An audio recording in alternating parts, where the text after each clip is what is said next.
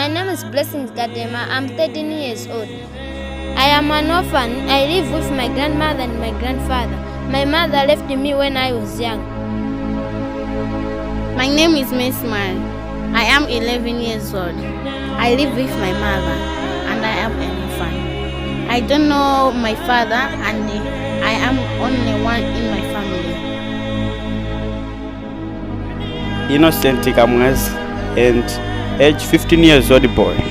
I am orphan and I live with my grandmother. The biggest situation is that I have lack of clothes and many more due to poverty. Along with 300 other children, Blessings, Mercy and Innocence are students at MOET school.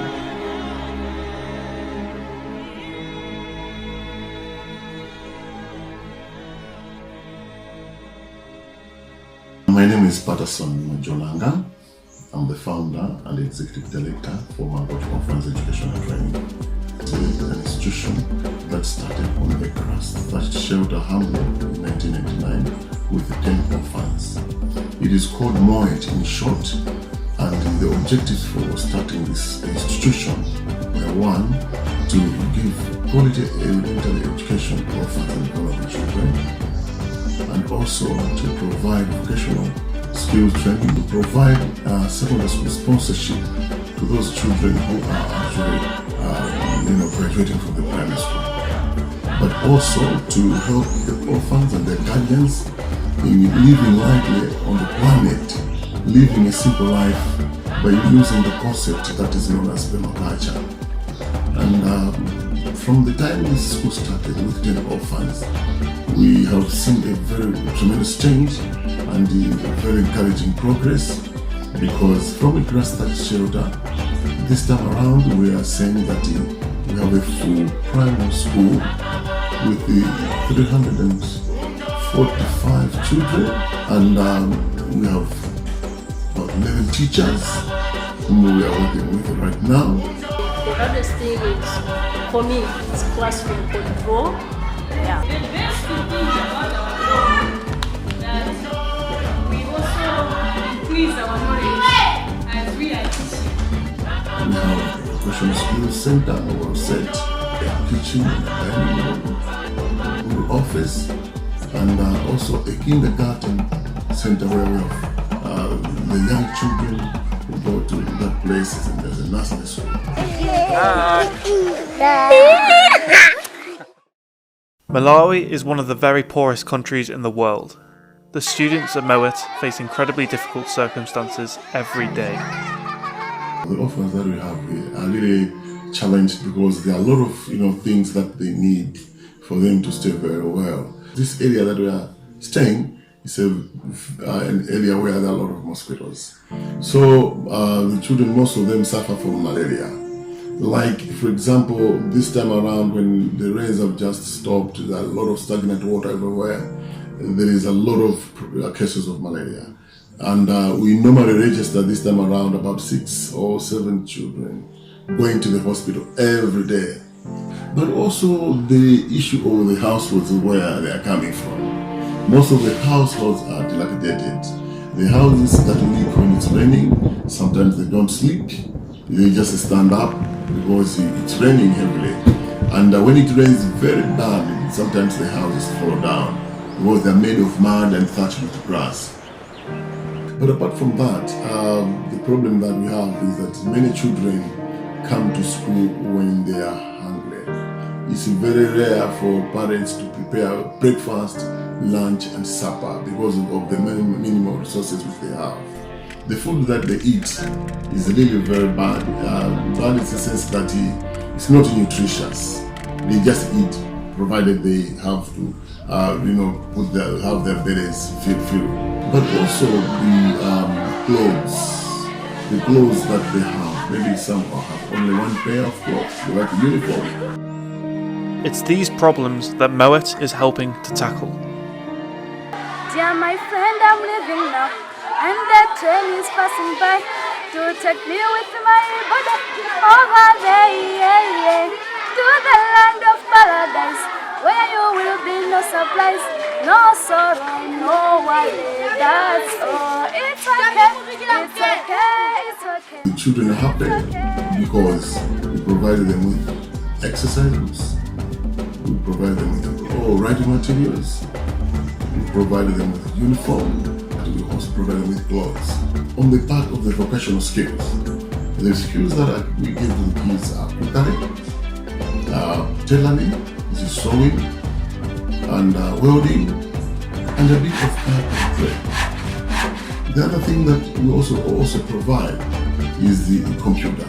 We are happy also to say that when there was from October last year to February this year, the children were having lunch every day. It was a hungry year where even the state president declared the state of hunger. Is it nice? Yeah? We also have programs like permaculture and in natural medicine, and also aggression and aquaculture. On the permaculture and natural medicine, permaculture is that we teach guardians and children to live lightly on earth. It's a holistic design system for creating sustainable human environments. Care for the earth, care for the people, share the surplus. And then also, if you look at MOET as it is, there's a school that started on a bare ground, on a very bare ground. But then, because of our practice of permaculture, the place is so green and it's actually an oasis in the desert on its own.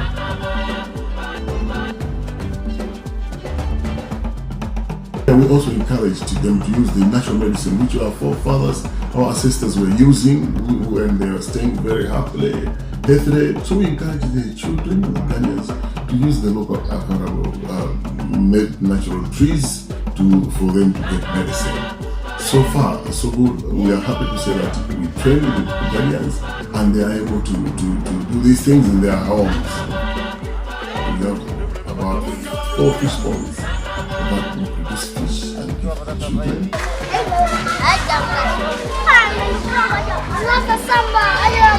We also have an education scheme where we grow vegetables. The children practice there as well. And the vegetables, we give the children the kitchen, and then we also have the vegetables, the surplus for sale. We have bees, hives here and there, and we harvest honey. When the time comes, we also have secondary school sponsorship. This secondary school sponsorship is actually focusing on those children who have finished standard 8. They have passed, they have done well, they have been selected. So when they have been selected, our friends who help us, our friends in England actually sponsor the students in the secondary school. Yeah, when they sponsor the students in the secondary school, now it is now our responsibility as MOET to monitor. We monitor the students because we give them the school fees, we give them the uniform, we buy for them, pocket money, we give them writing materials, and we also visit the school.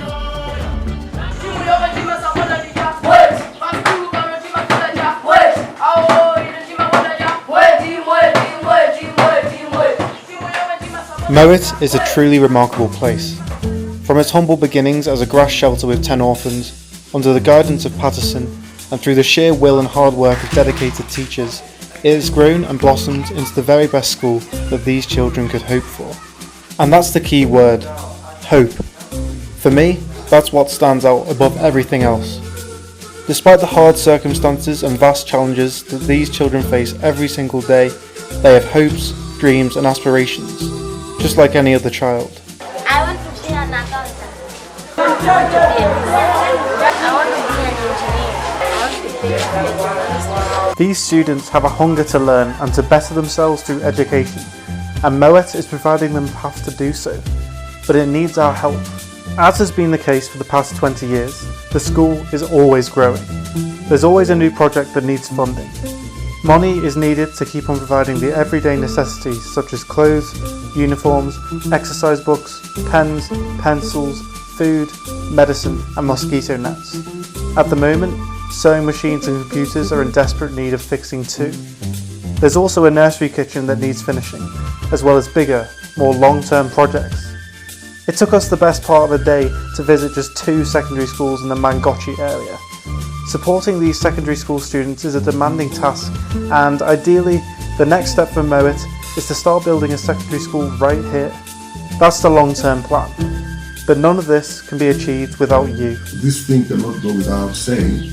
I wanted to thank the people that are helping us from all over the world, especially the friends of MOET Offers Education, former who are in England. They've done a tremendous work, and from the time we started working with them, life has been so good with the kids, and we know they're not easy to fundraise, and it's just something that is very difficult. But also apart from that, we also thank those friends of ours who are outside our countries, to encourage them to say, if you have a little something, that would be very great. A very little money that people can contribute can accumulate. So some simple projects like those, or big projects like those, can come from it. Simple contributions, if at all people are very willing to help. For many of you watching this, you'll finish watching the video, thank you, but then you'll click on the next thing and that'll be it. Which is okay, that's normal. But I'm hoping that at least a few of you, by watching this, you feel you want to help. And you can. No matter how small or insignificant you think your contribution may be, it's really welcomed and appreciated. So if you want to donate money, you can go to www.fomo.org. I'll put that there. And there is a big donate button that you can click on. Very easy.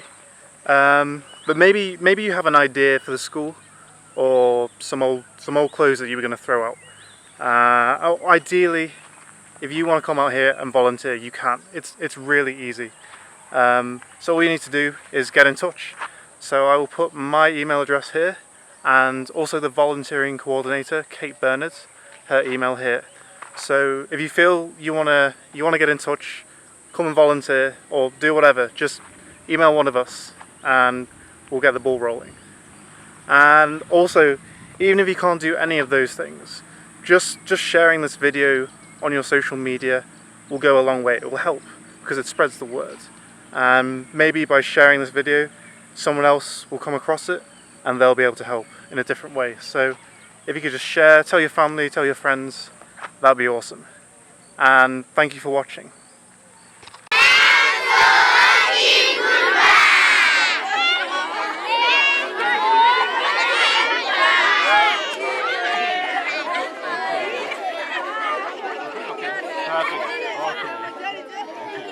Thank you. That's it. Yeah, thank you.